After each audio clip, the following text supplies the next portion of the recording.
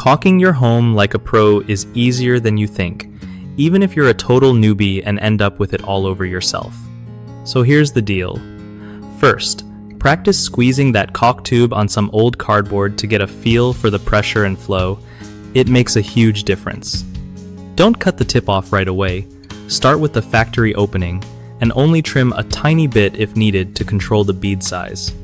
Take your time and work in small sections, especially if you're sealing a long wall or gap.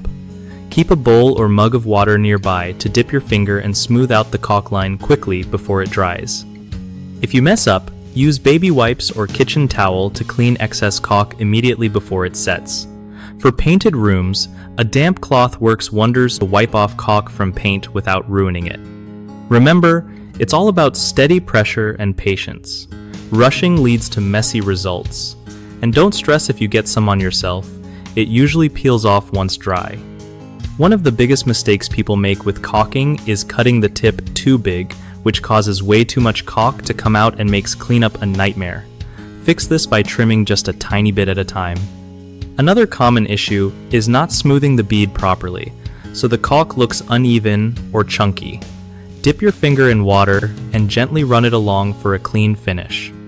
Lastly, many forget to prep the surface by cleaning dust or old caulk first, so the new stuff doesn't stick well and cracks later. Always wipe down and dry the area before starting.